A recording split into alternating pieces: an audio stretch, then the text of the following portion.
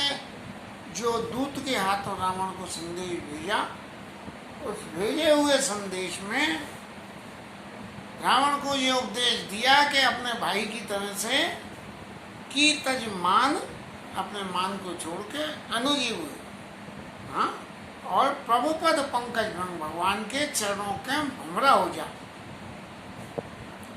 भमरे की सबसे बड़ी खूबी होती है कि भमरा इधर उधर नहीं मंडराता है, फूल ही फूल पे मंडराता है, फूलों के ऊपर, पत्तों पर नहीं मंडराता, फूल पे मंडराता है। तो भगवान के जो चरण रूपी कमल हैं, इन कमल पे तू ऐसे ही भमरे की तरह से मंडराने लगे और हो ही कि राम सरानल, और नहीं तो क्या होगा कि भगवान राम के बाण जो आग के समान है, उसमें तेरा सारा का सारा कुंभा जल के और राग हो जाएगा। ऐसा उपदेश जो है लक्ष्मण जी ने रावण को भेज दिया। अब लक्ष्मण जी की भाषा तो हमेशा इतनी सख्त होती है कि उनकी भाषा सख्त होने के बावजूद भी लोग उसे मानने से मना कर देते हैं। परशुराम जी के सामने इतनी सख्त भाषा बोली, उनने मानने से मना कर दिया। भरत जी के बारे में इतनी सख्त भाषा बोली, वो भी। तो ये जो अपनी निष्ठा में लोग पक्के होते हैं, उनके लिए भी दुनिया कहीं से कहीं भी जावे, उन्हें जो बात कहनी है वो कह के ही रहते हैं। ये व्यक्ति का विशेष रूप से एक गुण होता है, और इस गुण के संग में यदि जरा भी उसके चित्त में सहिष्णुता नहीं है, जरा भी उसके चित्त में सहिष्णुता नहीं है, तो ये काम गलत होता है। यदि इस बात का उदाहरण हम ढूंढने को जाएं तो मानस में कहा, लक्ष्मण जी ने जब भरत जी मिलने आए हैं तो मानस में कहा, कहाँ लगे सही है रही है मन मारे, और नाथ साथ धनु हाथ हमारे, आप हमारे साथ हो और धनुष बाण हमारे हाथ में। और क्या है, भरत हमें उपचार ने थोड़ा, भरत जी ने हमें कोई कमती परेशान थोड़ी किया है। अब आप देखिए कि भगवान राम का जो बचपन से आके राम जी और भरत जी लक्ष्मण जी संग संग रह रहे हैं और प्रभु सेवक जैसे प्रीति बढ़ाई, ऐसे लक्ष्मण जी जो है राम जी की सेवा करने के संग रहते हैं। लेकिन फिर भी राम जी का स्वभाव भरत जी के प्रति जो है उसको पहचानने में लक्ष्मण जी को थोड़ी सी देर लगी। लेकिन इसको एक बात से और जोड़ लें कि करई स्वामी हित सेवक सोई, दूषण कोट दे किन कोई।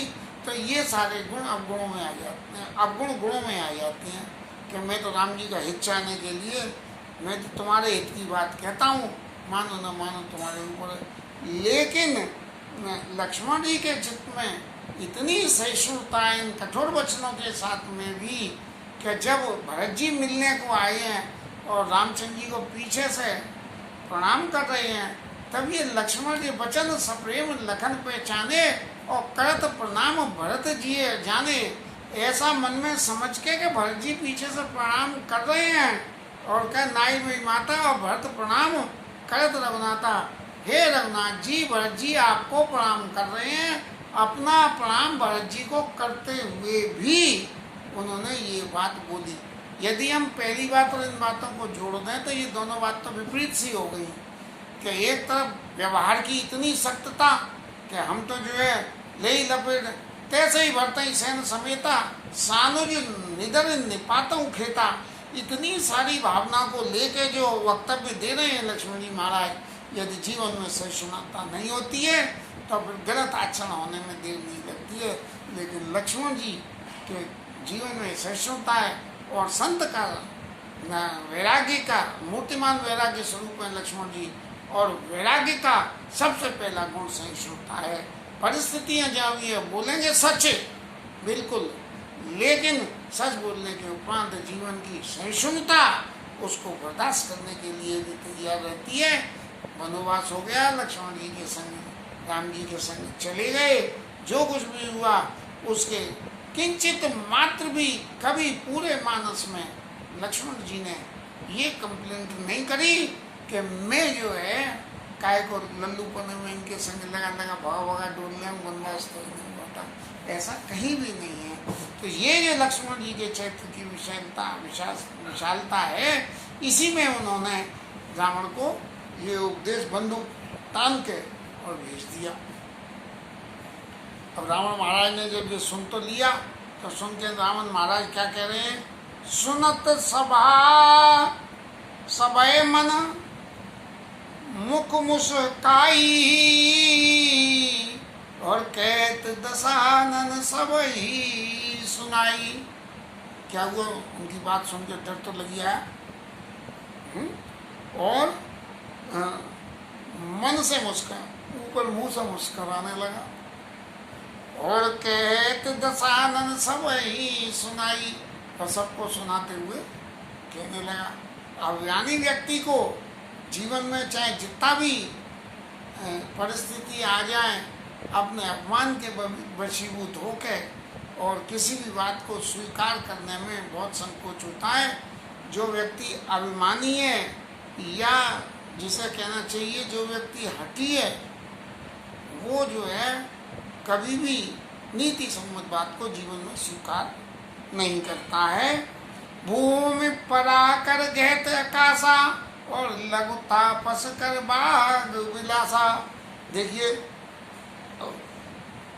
वो कौन सा पक्षी होता है, टांग ऊपर करके सोता है कि आसमान गिरा तो मैं रोक लूँगा। ऐसे ही देखो इनका लक्ष्मण जी की, क्या अपने आप को 30 बाण खावन नहीं है। होए कि राम सरानल खलकुल सहित पतंग। अब जो दूत उनका समाचार लेके आए थे, उस दूत ने उनकी जब ये बातें सुनी तो वो भी बड़े चतुर थे दूत, ऐसे वक्त पे ऐसी बातें कहते थे। तो उन्होंने कहा कि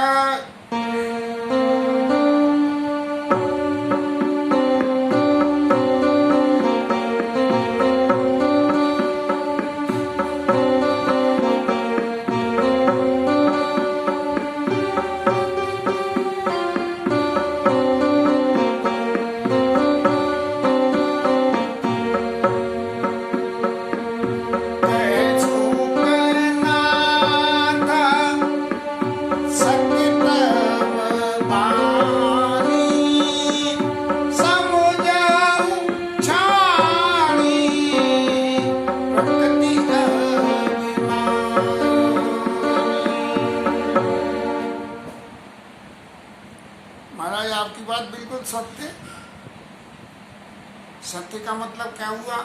जो लक्ष्मण वो कह रहे हैं रावण महाराज क्या जो है लघु तापस कर भाग विलासा, बातों की उनका बातों का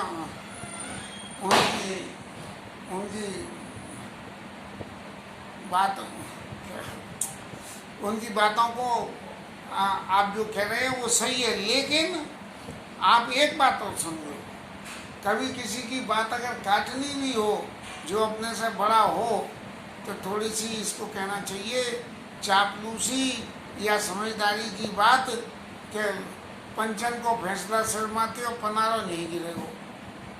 ये जो प्रवृत्ति है, ऐसे बहुत कम लोग होते हैं जो अपनी बात तो कुछ कहते नहीं हैं और सामने वाले की हाँ करते रहते हैं, पीछे पीछे कुछ और बोलते हैं। तो ऐसे व्यक्तियों के जीवन में ये काम तो दूतों का होता है। व्यवहार जगत में तो व्यक्ति को वो ही बोलना चाहिए, वो ही करना चाहिए जो वो कर सके और बोल सके। दूसरे को वही बात बतानी चाहिए जो वो कर सकता हो, अगर नहीं कर सकता हो तो स्पष्ट रूप से मना करें। जीवन में शांति पाने के लिए, सम्यता पाने के लिए ये बहुत जरूरी है कि जीवन को स्पष्ट रूप से बिल्कुल स्वच्छ साफ रखो, ये नहीं कि मुंह पे कुछ और पीछे कुछ। लेकिन महाराज आप एक बात तो ये समझो कि आप अपनी जो आपकी प्रकृति में अभिमान की प्रवृत्ति है, ज़रा उसे छोड़ के जब इस बात को विचार करो। जब उसे छोड़ के आप विचार करोगे तो निश्चय ही आपकी समझ में सही आ जाएगा। मैं तो नहीं कह रहा, लेकिन आप खुद ही समझ जाओगी। और मेरी तरफ से अब एक बात और समझ लो। मेरी तरफ से क्या बात है?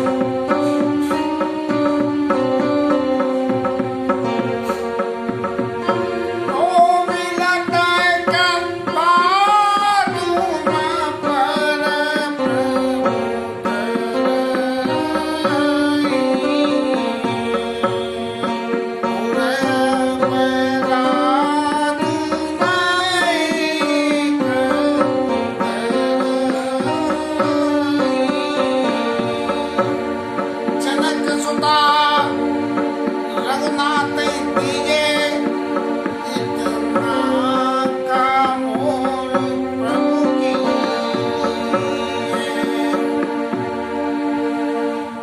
महाराज आप मुझे योग्य मानते थे, इसलिए तो आपने भेजा था कि वहाँ की खबर लेके आओ, और जो वहाँ की सत्य खबर थी वो सारी खबर मैंने आपको बता दी। और अब मेरी तरफ से आपको एक सुझाव हो रहा है कि भगवान राम का स्वभाव बहुत कोमल है, और आप अगर उनके पास चले जाओगे तो तुम्हारे सभी अपराधों को छोड़ देंगे और तुम्हारे ऊपर में कृपा भी करेंगे। और यदि मेरी बात मानो तो एक काम और कर लो, जनक सुता रघुनाथ दीजिए, जानकी मैया को उनको वापिस कर दो। बस इतना जो सुनना था, सो ही रावण का अभिमान जाग गया, और उसने जब ते ही कहा देन व देई, और चरण प्रहार कीन सटते ही, एक लात रावण ने दी, जल्ले मुझे सिखाने वाली मुझे। नाई चरण सिर चला सोता, कपा सिंधो रगो नायक जहां। जैसे विभीषण महाराज चरणों में सिर नवा के गए, ऐसे ही ये दूध भी चरणों में उमा संत के यही बड़ाई मंद करत सो करत बड़ाई, इसलिए वो भी रावण के चरणों में सिर नवा के और चले गए। और फिर उसकी कथा को गोस्वामी जी लिखते हैं, ऋषि अगस्त की शाप भवानी, राक्षस भयु रहा मुनि ज्ञानी, क्योंकि वो पुराने जन्म में ज्ञानी मुनि था, इसलिए अगस्त ऋषि का कोई अपराध किया होगा तो उसे शाप मिला, तो वो राक्षस हो गया। और वंदे राम पद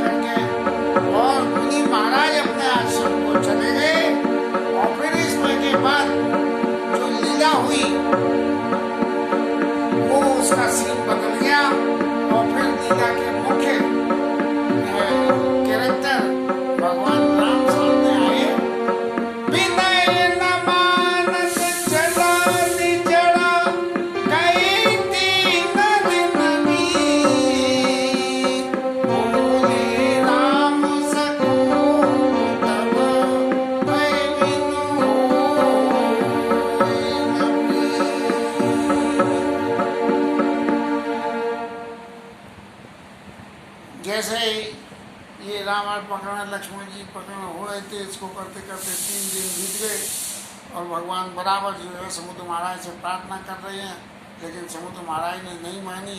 तब भगवान को भी क्रोध आ गया। यद्यपि भगवान को कभी क्रोध नहीं आता है, वो तो क्रोध करने में भी क्रोध करने की एक्टिंग करते हैं, उन्हें क्रोध करना भी नहीं आता है भगवान को।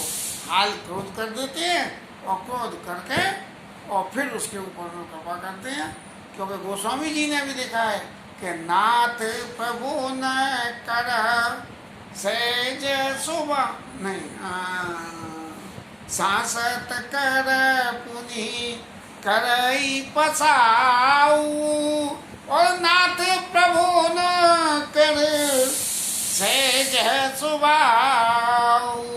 पहले तो ताड़ते हैं, डांटते हैं, मारते हैं, और फिर वो जो है उस पर कृपा कर देते हैं। ये जो है प्रभुओं का जो समर्थवान है, उनका ये सहज स्वभाव होता है।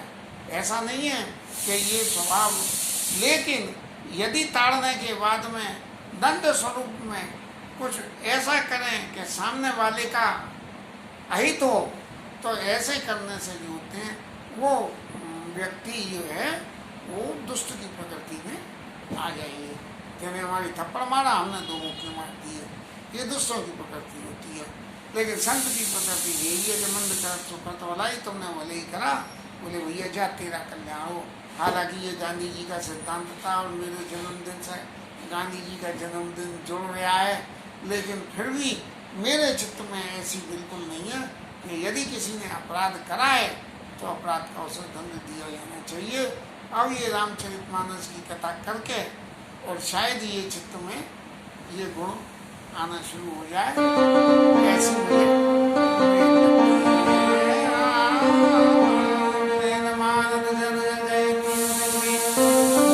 राम सकोप तब भय बिनु होय न बिन लक्ष्मण सरा सरानो सोष भारत विषय कसानो सत सत विनय कुटिल सन प्रीति सहज कमल सन सुंदर नीति ममता रत सन ज्ञान कहानी अति लोभी सन बिरते बखानी क्रोधी सम कामे अधिकता सन वीर मन था। और लक्ष्मण जी से बोले कि बाण शासन ले आओ, धनुष बाण ले आओ और समुद्र को भी सूख लेते हैं। और फिर भगवान ने एक बड़ी नीति नियमक बात कही कि सठसन विनय। दुष्ट आदमी के संग यदि कुछ काम करना है तो उससे विनय कर ले, जैसे अभी दूत ने रावण से करी। और कुटिल सन प्रीति, और जो कुटिल व्यक्ति है उसके संग प्रीति के लक्षण दिखा दे। और सहज कपन सन सुंदर नीति, कंजूस जो व्यक्ति हो उसके संग में सहज भाव से रहे। कंजूस क्या कि 2 पैसा बचाने बोले यहाँ बचा ले, खर्चने की बात नहीं है। और ममता रत सन ज्ञान कहानी, ये तो 3 पॉजिटिव पॉइंट हुए गए, इन तीनों से कैसे सिलते। और ममता रत सन ज्ञान कहानी, जो ममता में फंसे हुए हैं उनसे ज्ञान की बातें करना। ममता रत्सन ज्ञान कहानी और अति लोभी सन विनति बखानी, और जो अत्यंत लोभी हो उससे वैराग्य की बातें करो। जो आदमी सब जगह मेरी तरह से बाबा का ढूंढे तो अति लोभी सन, उससे वैराग्य की बातें हैं। और क्रोधी सम, क्रोधी व्यक्ति को जो करे शांत हो जा, शांत करने, क्रोधी सम। और कामी हरि कथा, और कामी व्यक्ति को भगवान की कथा सुनाने बैठ गया, कभी ना सुने। ऊसर बीज वही फल जता, ये जो है ममता रत्सन ज्ञान कहानी, अति लोभी सन विरत कहानी, क्रोधी सम और कामी हर कथा, ये 4 चीजें ऊसर बीज वही फल जता। ये जो है जैसे ऊसर धरती में बीज डालो तो कभी उगेगा ही नहीं, ऐसी स्थिति है। अर्थ कहीं रघुपति चाप चढ़ावा, यह मत लक्ष्मण के मन भावा। संगाने को विषय कराला, उठी उदरी अंतर ज्वाला। मकर उरग झस सवा को लाने, जत जंतु जल निधि जब जाने। अब जो है जब आग समुद्र में उठने लगी, समुद्र में तो इतना पानी, और भगवान के बाण की राम बाण आई,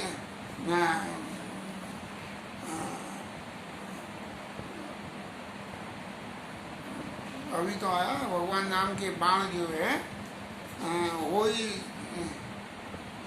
होई की राम सरानल, भगवान राम के बाणों की अग्नि से खल को जो सहित खत्म हो जाएगा।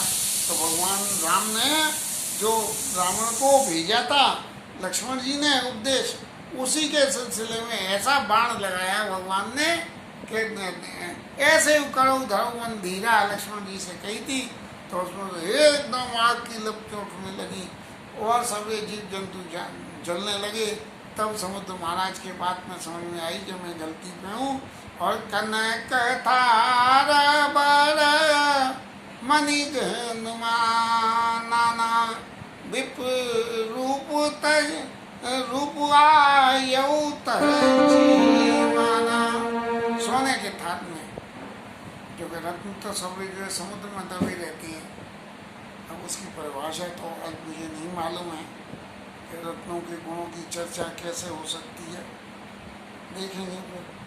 वो सोने के थाल में रख के और ब्राह्मण का वेश बना के, क्योंकि भगवान हमेशा कहते हैं कि मुझे ब्राह्मण अत्यंत प्रिय है, इसलिए भगवान के सामने हनुमान जी गए तो ब्राह्मण का वेश बना के गए, समुद्र महाराज गए तो ब्राह्मण का वेश बना के गए। विप्र रूप आया उत्तजी माना, अपने अभिमान में छोड़ के आ गया और काटे पे कदरी फरई और कोटि जतन कौसीब विनय न मान खगेश सुनो डाटे पे नवनीच। अब जो है काकू सुंदर जी महाराज कहने लगे कि केला जब ही फलता है जब उसको काटा जाता है, चाहे कितना पानी दे दो, केले के पेड़ को जब तक काटोगे नहीं तब तक बढ़ेगा नहीं और फलेगा नहीं। काटे पे कदरी फरई कोटि जतन कोई सी, ऐसे ही जो विनय न मान खगे सुन डांटे ही पे न नीच। जो नीच व्यक्ति होता है वो बिना डांटे उसे कितने प्यार की बात कर लो उसके समझ में नहीं आती है। सब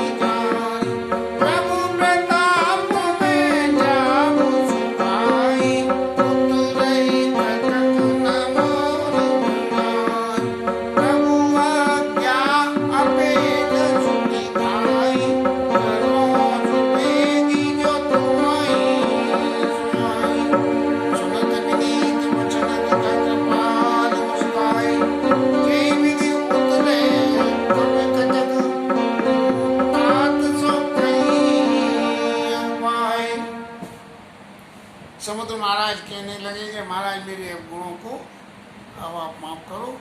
क्यों?